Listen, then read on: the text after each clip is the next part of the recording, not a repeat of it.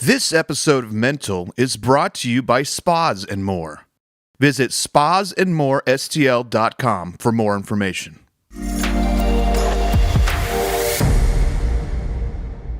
Sean, welcome to the show. Corey. I invited What's up, you on man? here because you're top 3 positive people I know Ooh, for like over a decade. top 3? For sure. What number am I? Number 1 in our heart. Number 3 on the field, number 1 in our hearts. I don't know the other 2, actually. I just know that there's probably 2 other people that I know that are fairly positive. Right. So I don't like to oust them. But before we get started, will you tell everybody a little bit about yourself, where you're from? You don't have to give your age. Just your name, social security number. Well, my name is Sean Hall. Yeah. I'm originally from Little Rock, Arkansas. Born and raised. Moved here in 2006. Been here ever since. Lived in Ohio for 2 years and then moved back. I definitely try to live a positive lifestyle because I believe life is too short. And not only does every minute count, but there are less hours in a day and we have 24 hours. And you have to pinpoint when you have to do certain things, but you can always control what you can control and dwell on what you can control. So making everything positive, I just try to live it one day at a time and control what I can and push the negativity out as much as I can because there's so much negativity. And that kind of just exerts on others as well. Yeah. And It's contagious. it is contagious. Both ways are, though, right? Mm-hmm. Because like when you're walking around with a chip on your shoulder, man, outwardly, I've always been a fairly positive dude. But those who knew me more intimately knew that I was never like an angry man, but I was pretty cynical. You know, like very judgmental, and all because of just wounds that I had, just wearing all this armor. And so it would project and I would be defensive about everything. And what I've noticed is since I've started keeping a positive mindset, like you're saying, and typically that starts with a gratitude for me, is I don't care to be judgmental about others anymore. I'm indifferent. Yeah. I'm indifferent about their opinion towards me and vice versa. Just let people be who they're going to be, Yeah. you know? Yeah. But where do you think you've adapted that at? Was it always something you had? It was always something I had, but I also have a son. His name is Titan. I'm a huge Tennessee Titans fan. But also I do love Greek mythology. Oh, yeah. Yes. But So where your Titan mother, begot another god? Tis it so? Yeah. But his mother, we used to be married, and it was like I've always had it in me. But then when we got divorced, it was like one of those. It was one of those weird divorces, I like to say, because usually when people get divorced, it's always the normal cliche of, you know, they hate each other, they don't want to do this, they don't want to work with each other, and then if they have children, the child gets affected by that.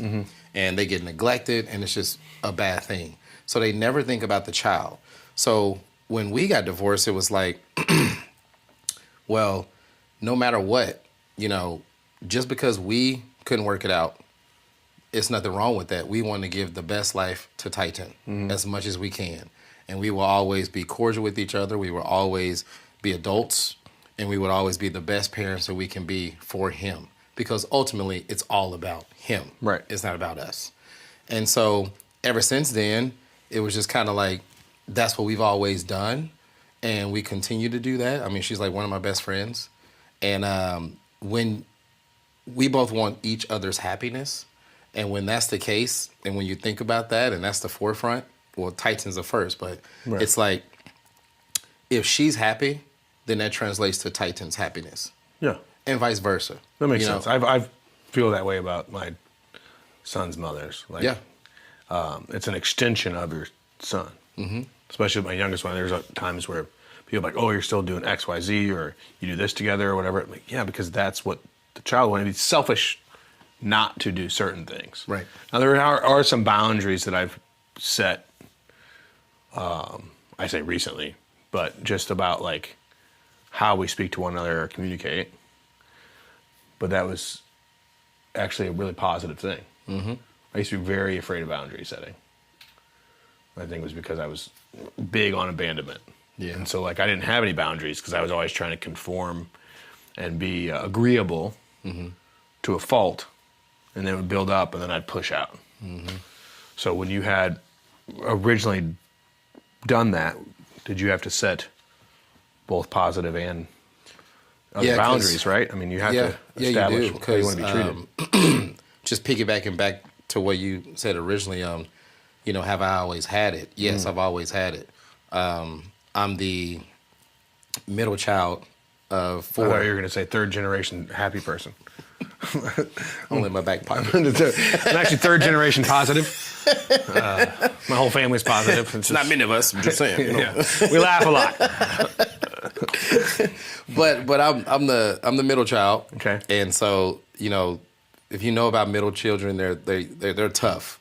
Because they don't feel seen. That's right, and they get the bulk of the older children that always pick on them, and then they're also not the baby, so they don't get the attention of the baby. But ironically, I happen to be the favorite in my family. I'm just saying, I don't know. Some people have heard. But anyway. Brother and sister? Huh? Brother and sister? So older sister, older brother, and I have a younger sister. Oh. Yep. So you're not really the middle.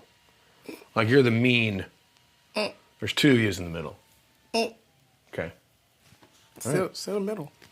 Still the favorite. That's all that really matters. That's all that really matters. Yeah.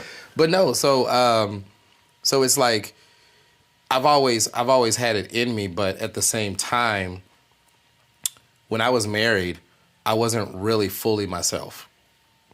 And I wasn't able to be myself because I really was focused on trying to be someone else for her. Mm. And that took a little bit away from who I really am, And so... In a textbook way or specific to that relationship? In my textbook, what I mean is like, did you have an image, like probably many of us do growing up, of what a husband's and father's role was, and that you were trying to do that? Yeah, so I'm from the South. Yeah. And in the South, we don't believe in divorce.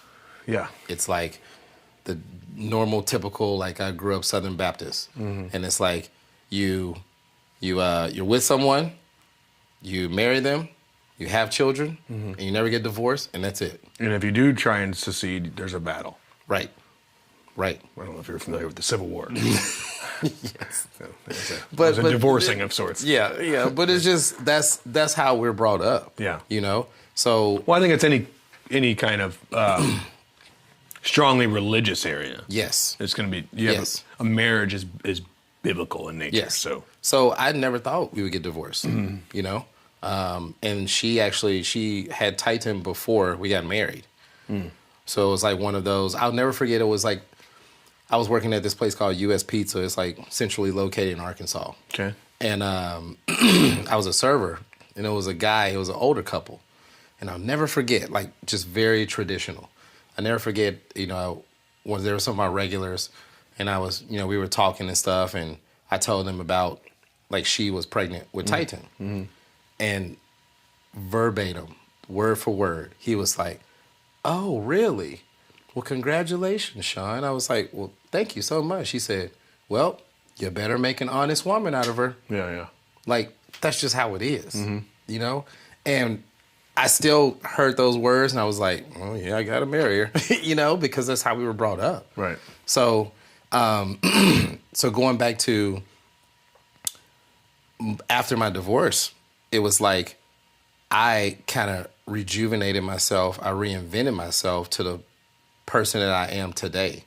And it was like, man, life is too short. It's so much negativity in this world. Mm-hmm. And that divorce, we went through a lot as well. Even though it was very, cordial, it was, 50-50 everything, right? Everything fell into place and nothing was really, really negative.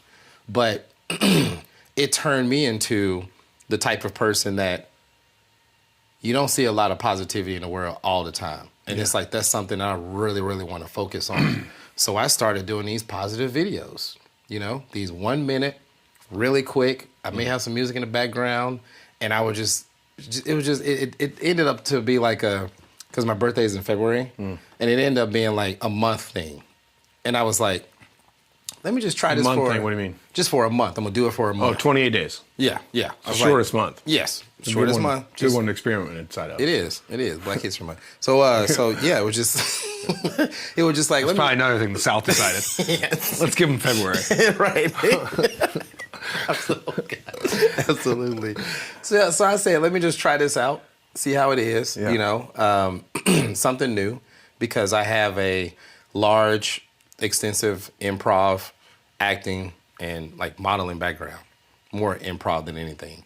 And so I was just like, let me just see how it goes. So I did 1 minute videos, and it's kind of like what we call today YouTube shorts, similar to that. Yeah. But 1 minute video, and I just talk about whatever. Just talk about whatever. Talk about my day. Talk about God. Talk about anything. Whatever's on my mind. But it was more predicated towards just positivity. Okay. So it was like, tell me something you did today that was positive. It was like, hey, I got a PSA, a public shun announcement, and I would talk about some driver. Right. Or I'd talk about like, the sun is shining today. Like, thank God for another day. What are you thankful for today? Yeah. Dropped an ice cube on the floor, didn't kick it out of the fridge. Yeah. Picked it up and put it in the sink. It's just, and it started generating with just me talking about my day. Okay. And just thoughts in my mind to people reaching out.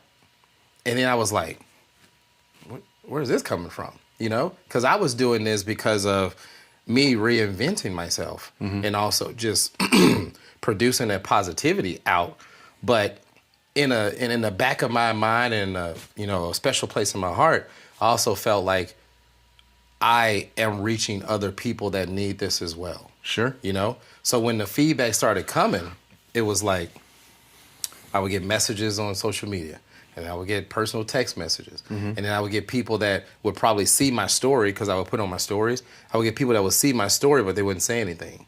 And so when I would go out to dinner or go out to a bar or whatever like that, then they would see me and they would tell me face to face, like, man, Sean, I was having a bad day and I just saw your video and it just made me in the best mood.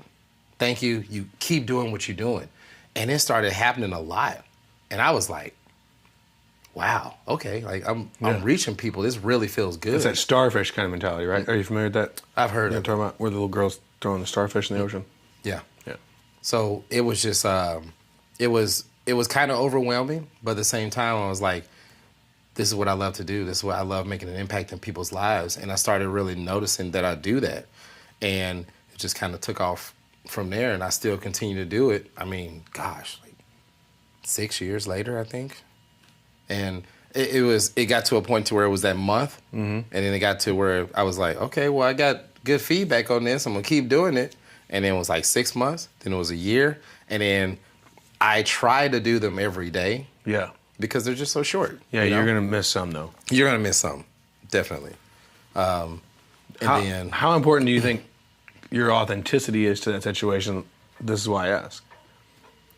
I, as you know, had recently kind of, I wouldn't say reinvented myself. I was hell bent on healing myself. I reached my enough's enough moment. I had to stop blaming my circumstances and my traumas and everybody around me and really get super honest with myself.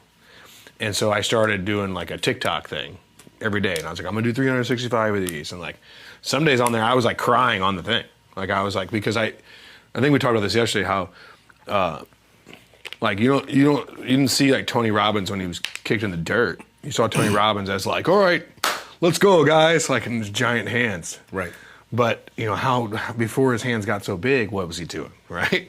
And so I was like, I'm just gonna do this. And then I had some great feedback, and it was encouraging. And then I had some negative feedback, and I deleted everything. I just collapsed within myself. And that was before I started doing this. And then, like you said about, being seen, but your background was in all this modeling and acting and different stuff. Even if it was just for funsies, I wasn't comfortable enough with myself, despite what I may have portrayed, to do this kind of a thing until I truly got to a place where no one else's opinion mattered. Right? My favorite saying about that is Jay-Z, actually, when he says, "What you eat don't make me shit." And I really started thinking about that a lot. And I'm like, yeah, who cares who criticizes? Who cares? Like, because there's other people that are affected in a positive way. Right. And so, counterintuitively, I was like ready to jump in the spotlight and do the show once I stopped needing affirmation from everybody around me versus doing it to gain affirmation. And I think that's the difference. And with what you do too, that's the reason I asked about authenticity, because there's something authentic about it when you're doing it for you. Right. It impacts others, but you're doing this for you. Right. Because is it like a birthday song kind of thing? Do you know what I mean? When you like, if you're mad, you ever make Titan like sing when he's mad? So when Blair used to get upset when he was little, I'd be like, sing the birthday song. He'd be like, no, I'm not gonna sing the birthday song. And his voice wasn't that deep, but he was like, no, I'm not gonna sing birthday song. I'm like, you're gonna sing birthday. Yeah, he's like, you're gonna sing the birthday song. Because it's real hard to stay negative when you're doing something positive. Right. So has there been days when the authenticity is about the transformation within yourself? Like you get up and you're positive just because you're not feeling positive? And I will still do videos, and I have done videos, even when I'm not extremely fully positive. Yeah. Because authenticity is very important. You know, like you should always be yourself. Yeah. Period. In life, in a relationship, anything, business, always be yourself. You know, when you tend to act a certain way for other people, and just like what you were saying, it never goes the right way because it's just it's a facade that you're doing, you know. And when you are authentic, it feels right because you're like, this is me, you know. And you hear a lot of people say, you know, hey, this is me, take it or leave it.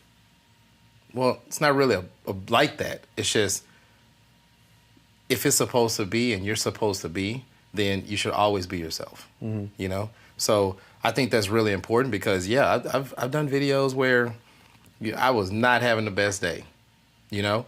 And the devil stays busy, as we all know. That's a good Southern saying. Like, I'm telling you.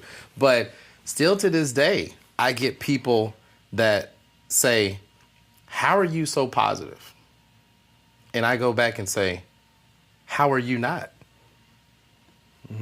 You will it, right? You know? Yeah, it's just like, it's like what we talked about yesterday, how everything starts in your mind. Yeah, where you're dwelling on. You speak into it existence. Titan loves to say how I speak stuff into existence all the time. And he's like, Dad, don't say that. We'll be watching a movie or we'll watch a game. And I'm like, Yeah.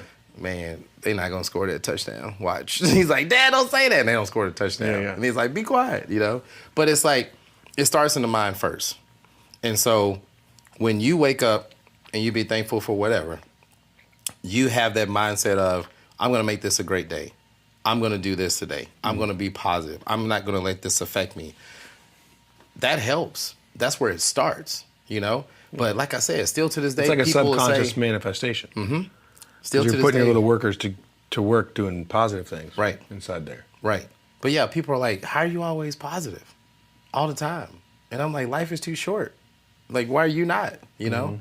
And I've even had people say, you know, I just see your positive videos and it's just, it gets on my nerves. Yes. Yeah. And I'm just like, what's going on in your life that you have to feel like that and also exert those words to say that to me? I can tell you. You know?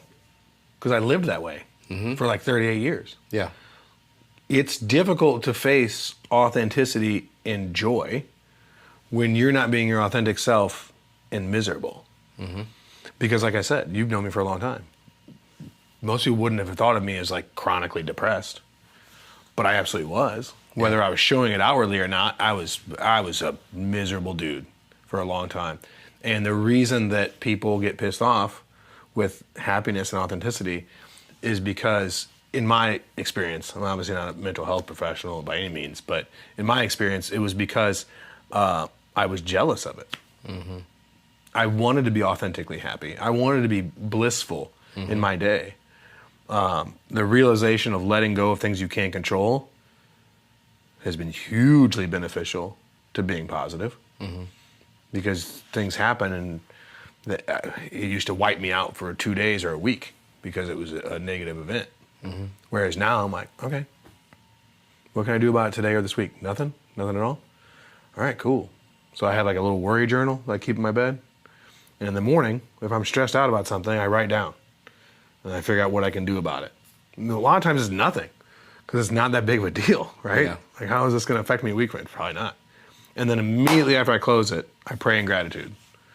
Switch that mindset over. And it's been game changer. Because yeah, it was hard to face the light of somebody who was truly had inner peace and inner happiness and inner joy when all of my stuff was on the outside and was not real. There was no true happiness inside me. It was all this fake. Yeah. So that's why it pisses people off. Yeah. Because until you find that, you are jealous of it. And negativity is so easy to acquire. You know, it's like the golden ticket on the Polar Express. It's like not everybody's Are going those to easily accessible? Not everybody's going to get a golden ticket, Oh. but you can easily get on that train with negativity because got it's it. so easy to get in there. So it's easy to sneak onto the train. It's easy to sneak. I'm just on not the train. familiar with the film. But it's not, you're like, it's easy. I can golden ticket. I'm like, that sounds pretty exclusive. Sean.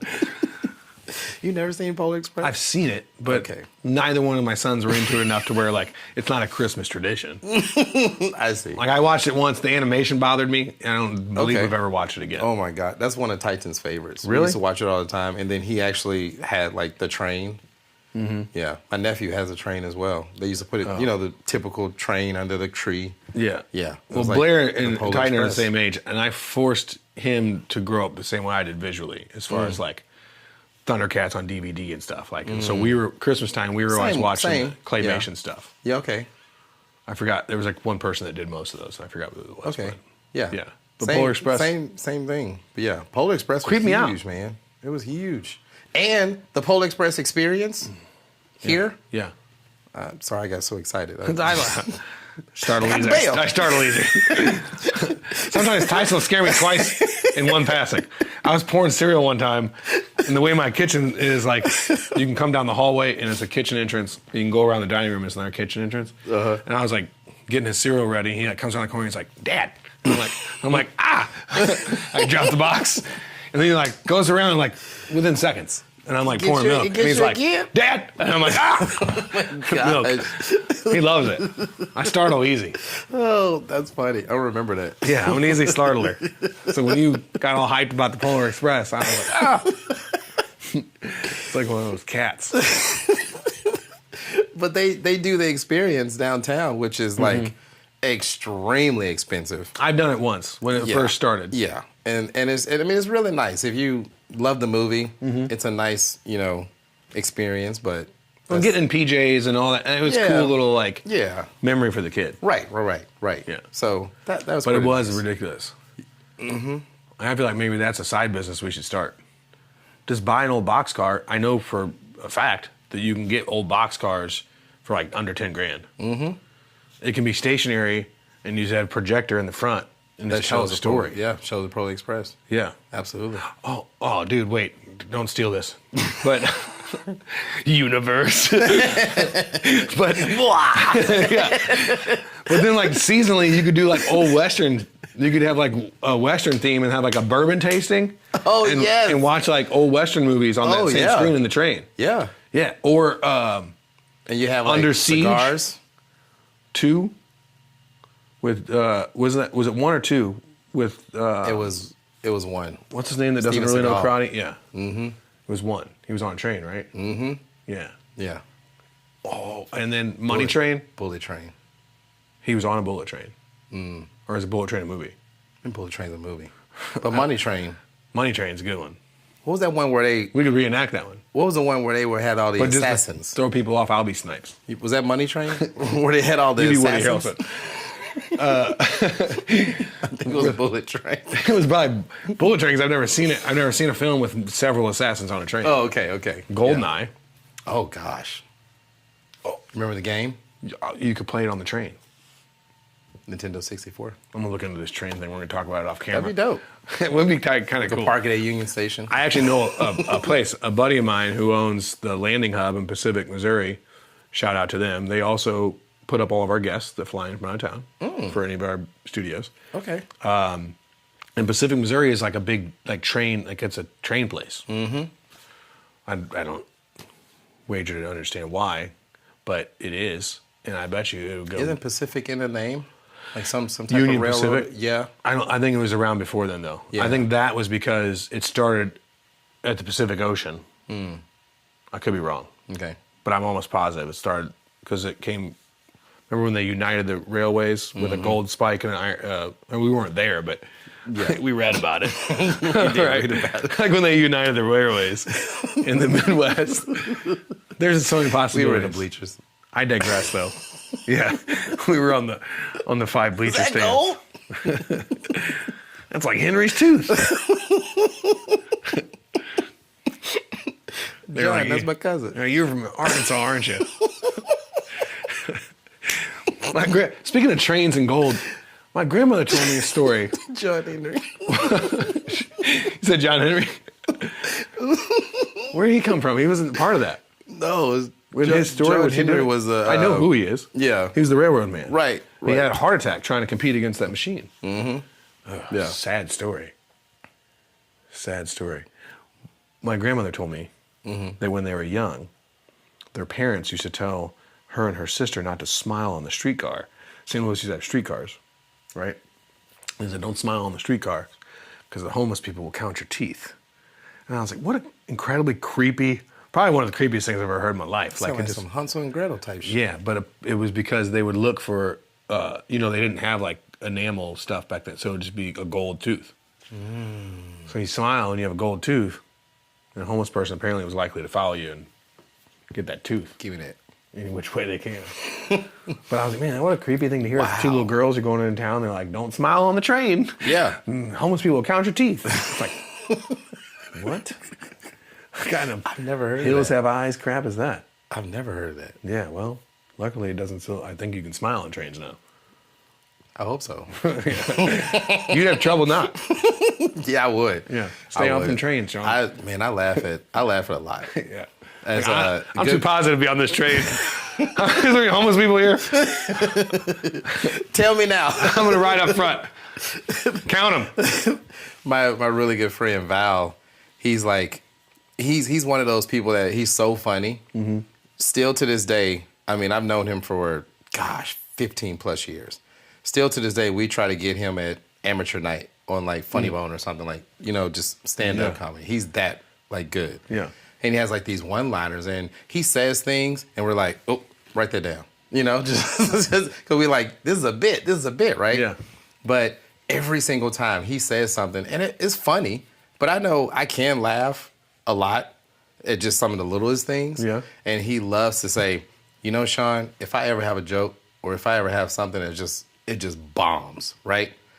I can always count on you because you will always laugh at it. And he's like, I know it's good. I know it's good with you, and that's all. That's enough for me. Yeah. And I'm like, hey man, like, Look, look at this. Look at this body. I laugh a lot. You lose weight when you laugh. do you? Well, you're burning calories. That's what you... I don't laugh like that. Unless you're working out. That was kind of like the diaphragm Yeah, laugh. you're working out. It's a new class. You can teach that one on the train. Yes. Laughing for abs on the train. The question here, how do you laugh? Do your shoulders go up and down, or do they stay put? You tell me. Real question, or are you talking about for No, your I'm class? just saying just for the class. Yeah, because you got to put them accordingly. Right. All your shoulders get in the back, so you're not disruptive. All your shoulder movers get in the back, so the non-shoulders can still see. Otherwise, all the guys would be up front. They'd be like, you have someone He's that's back here you have like, someone that's I'm sorry. 5'2". He's moving his shoulders too much. I can't see what we're doing next. They're like 5'2". They're doing this. I can't see. Yeah. You're like, it's a listening class, actually. I'm just here to make you laugh. Just use your core. Right. Focus on the core. Oh, that's a great. That's a bit. That's a bit. That's a bit. Signed, sealed, delivered. Oh, we God. had a comedy night up here not too long ago for charity, and so me and some of the other comedians were back here getting something together. And there's a lot of games that are played within the stand-up world, especially if like it's an open mic night. So like one that we used to play was see how long you can go without telling a punchline and not get booed. Okay. And generally speaking, you have 4 minutes. And depending on what your perspective is of 4 minutes, it's a long time to like talk. And there was just one kid, man, I don't remember his name, but he's very like Woody Allen-esque. And he acted like he was cleaning the microphone stand. And he got away with all 4 minutes. And nobody in the audience like laughed at all or clapped or anything. And then like all of us in the back were like just standing ovation because we were like, that was amazing, that was brilliant. Because he was like, and he'd like wipe the mic down. He's like, and like wipe it for 4 minutes. And nobody caught on. The whole time. It was brilliant. I love stuff like that. Like I like real common stuff. Right. To me is funny. Yeah. Like when old people say things like, it's Wednesday, when you ask them, how you doing today? And they're like, it's Wednesday. Mm-hmm. Yeah, I don't remember reading how I'm supposed to feel on What does that Wednesdays. mean? But everybody feels the same. Right. It's generally a certain type of person. But we'll leave that to another day. Just like what people say about Mondays. Like in the restaurant industry? Is that what you mean? Yeah. But actually it was the opposite. I'm talking old white dudes. They'll be all right. They've not been offended for hundreds of years. They're gonna go right through that joke and they'll still be fine. Excuse me. They can handle it. Oh, gosh. Yeah, that's the ones. The old white dudes. Yep. Hanging in there. From what? It's noon. Yeah. How rough was the first 6 hours of your day, John? On a Tuesday. Yeah. Jeez. That's rough. Oh, gosh. So, with your positivity being early on, just a positive kid, but then shifting that mindset. So one of the things that I like to think about or try and learn from others is what has been synonymous with keeping up that positive mindset. Like, is there a phrase that you think about? Is there a mantra that you have? I mean, I know you said life's short, but when you're not feeling like you're being positive, does it just become a habit, or what are you doing? What kicks you back into that positivity? So with me creating the positive videos and doing that, I like coined this phrase that I always say on my videos, and it's always surround yourself in a positive atmosphere around positive people. Yeah. And I say it every single video. Hashtag it, all that stuff. And it started to become this thing where it's kind of like something you say that kind of triggers something in your brain to where it's a start from, is to say someone has an issue with trying to become positive or thinking positive. Okay, yeah. You say that phrase, that's your start. And then you just kind of go along from there. And it kind of sets you up in like the mindset from the beginning, because it starts in the head. It sets you up from the mindset of, okay, what do I need to think about? What do I need to do? Always surround yourself in a positive atmosphere. So you can control what you can control. Everything else, put in God's hands. So it's like, put yourself in a positive atmosphere. If you are in an atmosphere where you are not positive, or the atmosphere is not positive, then still have the mindset of, let me see what I can figure out, or let me do something that is positive in this atmosphere, and make it a positive atmosphere for you personally. Or maybe understanding that it's temporary. Right? Yes. Yeah. So always surround yourself in a positive atmosphere around positive people. So just like they say, we are what we eat, you are also a product of the people you include yourself around as well. Very much so. You know? So if you are around negative people always complaining, people always talking about they don't have this, people jealous of this, people envy of this, that is what you're going to exert onto your body, onto your life and your lifestyle, you know? But if you surround yourself with positive people, then they are going to help you grow. They're going to help you, you know, succeed. They're going to help you be in that positive mind state. And once again, you are in control of that. So if you put yourself in that position, that's another thing I say. Always put yourself in a position, you know, if always put yourself in a certain position, then you never have to worry about it. So you put yourself in that positive position, you won't have to worry about the negativity because you're already there. Oh, you're saying once you're in that positive mindset. Yes. Yeah. So, but also with the choices you make, you know, you get to a certain age where Men of a certain age. You get to a certain age where there are some things that you do and there are some things that you don't do and there are some things that you know you shouldn't do. Just saying. So, not you personally, I'm just saying. No, I know, but I'm still trying to figure it out. So, there are some situations that you can put yourself in that you're like, Oh, you're generalizing. yeah. Okay. That yeah, you can sure. put yourself in that I probably know that something may happen. Yeah, But I'm going there still. Okay, so know? like I won't stay at a bar. Well, man, if I go to a bar ever, but I won't stay at certain places past like 10 o'clock. Yes. Absolutely. I also know, like, you know, yeah, like you're saying, yeah, that makes sense. You know? My grandfather used to say, if you didn't get it done by midnight, it's not going to happen by 2. So there's no reason to be late. Yeah. And that's real true about a lot of things. So My it's mom- like putting themselves in those My situations. mama always says, nothing good happens after. Sorry, it was just very Bobby Boucher of you. No, you're fine. My mama. I'll get this on because I got all them teeth and no toothbrush. she said nothing good happens after midnight. That's right. And it is right. You think about it. I mean, Yeah. you know? You may have the exception to the rule like 3 times out of your 40 plus years on earth, but Right. it is, certainly not the exception. Like I always told my son when he was coming up in high school age, I was always like, hey, about kind of that mindset and your friends and all that stuff too is no one ever called me and thanked me for being drunk.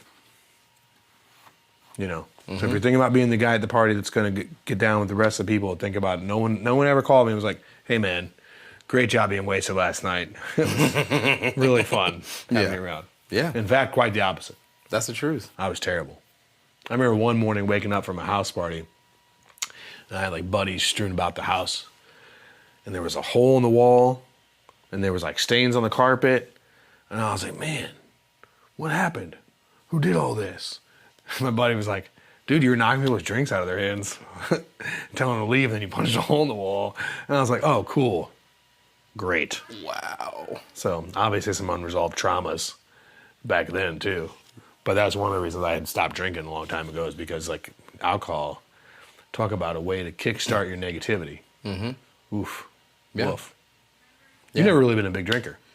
Never. I'm still not. Yeah. It's always been social. Like Yeah. it's just Me either. and I tell people But with the still part. I wasn't like as a kid. yeah. You were there. Yeah, definitely. But I tell people I drink to drive home drinker. So I'm not getting wasted. I'm not getting drunk. Right. I love to always know what's going on. I have a little bit of OCD, but I'm also very detail oriented with a lot of stuff. Okay. Where like I try to be so many steps ahead of every situation, and I try to be prepared as well. So 9 times out of 10, if something happens, I've thought about it. Yeah. I'm like, yep, you know. I write like scenarios. I'm not perfect or anything, but it's like, you know, I'm always thinking about the outcome. Yeah. And in a crisis situation, I'm that calm person. Yeah. When everyone's freaking out or whatever like that, I'm the one, hey, let's go here. Let's do this. Be calm. No, I'm just that person. Sure. So, and I think I get that from my mother because she's a retired teacher, you know. So But she dealt with a lot of there were a lot. kids all at A once. lot. Yeah. A lot of nurturing, a lot of, hey, taking care of, you know, stuff like that. So it just got, you know, it was it got to the point to where that's how I've always done it. And I have a lot of information on a lot of things, but when it comes to information of stuff that you put inside of your body and what type of lifestyle you want to live, Yeah. I've always been very knowledgeable about that. So I know my tolerance, I know what works, I know what doesn't work, and I know what I shouldn't do as well. But yeah, I've always been just a sociable drinker, but just like not getting too wasted. I can count on one hand how many times I've got wasted. Like I can do that after the age. That's how less. Yeah, after the age of like 30, I can do that. My early 20s was pretty chaotic. Mm-hmm. But and the further I go too, like there's been times within the last, let's call it 3 years, where I'll have 2 drinks and I'm just like, this is miserable. Mm-hmm. So I rarely ever drink anymore. Yeah, and it's certainly not my focal point. Right. Then you talk about who you hang out with, especially in my 20s, it was like I never set out to do something that is centered around drinking. Mm-hmm. Like if people were like, oh, let's go to the winery or let's go to whatever, let's go out and happy hour, have drinks. Like my one buddy, this was in like the last 5 years, but he was like, you want to meet up for some drinks at 9 o'clock?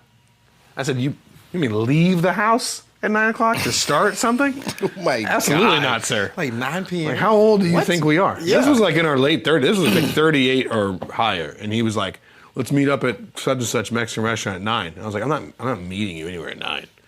Like once I'm home, I'm home. Mm-hmm. You're lucky to catch me out past 8 unless I'm at an event that I'm supposed to be a part of. Yeah. Oof, 9 o'clock. Got me all wrong. Got me all wrong. So one of the things I like to do in closing is, well, 2 things. Because one, I want people that haven't seen it or don't know about it, and we'll put this at the bottom of the description bar too, but where can we find your positive talks? So I have one that is my personal, and then I have one that's kind of in development. Okay. We'll have the personal one next to your social. Yeah, the personal one is Security number, I mean. Yeah. Description bar. It's in there. It's a very, very fine print. Yeah. But it's my first and last name, so it's Sean Hall Yo. That's like my IG and Facebook handle. Okay. And the one that's in development is a future podcast that's going to be called like Scrambled Thoughts. Yep. And it's basically going to be an extension of that, but just something that's just on a larger scale. Mm-hmm. And that's on IG as well. So Scrambled Thoughts. Scrambled right now is Scrambled 1% Thoughts Yo. But Right. I'm gonna shorten. We talked about that being kind of a lot. Yeah, well, yeah. I'm gonna shorten it to like don't be a menace while sipping juice in the hood. what? Yeah. There's more to it than Don't that. be a menace. Don't be a menace South Central, while sipping Gin and juice in the gin hood? and juice in the hood, something like that. It was a paragraph. right On purpose. It was a whole paragraph. That was like the last good movie that Marlon's, unpopular opinion, they did. Scary movie. First one. Okay. It got too rough after that. Okay. So but then I'm Gonna Get You Sucker is probably one of my favorite movies of all time. That's a good movie. Yeah. Yeah. Them goldfish shoes. $50. Bullshit. Wait, where was he? That was when he was like, how much is this lick a rib? No. What was Chris Rock I'm when he gonna was, get you suckers. where was he like, pour some soda in my hand? That was what was that? It was Chris Rock. Yeah. He was playing a crackhead. Yeah, but it wasn't. Was that? It wasn't Menace to Society. It wasn't Juice. No, it wasn't. It was something wasn't. that was supposed to be funny, I thought. Wasn't Yeah, it? it wasn't. It wasn't. I'm gonna get you sucked because he wasn't in that. But I know what you're talking about. Yeah, and if I keep just spouting him off here, I'm like, I don't know what your thought process He was like, is. "Why you just pour a little bit in my hand?" Put a little bit in my hand. God, what Let me was smell that? the ribs. What was that? Yeah. Was it Coming to America? No. No. Like I said, if I rattle them off, people are gonna be like, you're just naming all the black films you know. Yeah. I'm gonna get you sucker. Remember the pimp when he came out the jail? That's what I'm saying, the He was- goldfish he was shoes. wearing- yeah, the goldfish shoes. Ooh. Yeah. but they were dead because they did the flashback. Yeah. When they're like, "Oh, all right, man," and he's like, "All right," and they're like, "Nice shoes," and then like he comes And out. then they start breaking. Yeah, he's like, it was. They used to have his brother. When he came back from the war, his brother had died of an OG. Was that gold overdose? Mm-hmm. He had too much gold on it. His chains. He was laying there. Yeah. Yeah, that was good. It was a good movie. Oh, it's so good, man. If you know, put in the comments below where the lick a rib, put in my hand thing comes from. Because that was funny. How much for one rib? Make it enough. This ain't enough. Make it enough. That's some good stuff. Oh, it was so good. So that's going to be your show. I'm excited to see that take shape. Yeah. And I know that it's going to be successful because you have a positive mindset. You're locked in on it. You've been doing it this long. And authenticity and consistency over time with anything wins the day, man. So I'm excited to help out in any way I can and just keep watching and keep being inspired by your positivity. Yeah, I appreciate that because grateful. that's, like I said, when I first started doing it and when I got that feedback, that's why I do it. Yeah. You know, because I want to make an impact in a lot of people's lives. You know, there was one point I just wanted to get on a larger scale and just tell more people. Yeah. But you know, life happened and I kind of drew it back just a little bit. But it's I don't know if you say that's my calling or whatever, but I just know what God presents in front of me. Yeah, it's a purposeful thing. That's what I want to present to others, you know. I think that's an important part of it, though. And the last thing I'll say before I close is that has a lot to do with it, like you said about God, is that you probably didn't do it then because you weren't ready. Mm-hmm. Right? I'm a big believer in the doors. I'm going to get it wrong. Certain doors won't open until you're ready to walk through them. Mm-hmm. You know, and not knowing that that's our plan. So I agree. So usually in closing, what I like to do is I like to say something that I'm taking away from today. Okay. And so something that I'm definitely taking away from today is that you can choose to be in a positive mindset. Why not be? Right? Absolutely. So why not? Whenever I am feeling negative, I'm going to really strive to remember that, why not be happy right now? Mm-hmm. Because it carries a lot of weight to it. So think about that first thought. Think about something when you wake up. Oh yeah. One positive thing. That's it. Yeah. That first thought. What's something that's positive that happened to me right now? Or you know? Yeah, it can be like waking up. Yeah, that's it. Taking a breath. That's how it starts. Being in a bed. There's a lot to be positive around just within your persons when you wake up. Amen. So, all right, brother. Thank you very much. All right, bro. I'll see you back here soon. Oh, yeah.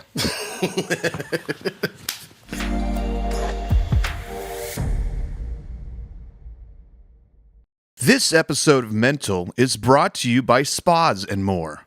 Visit spasandmorestl.com for more information.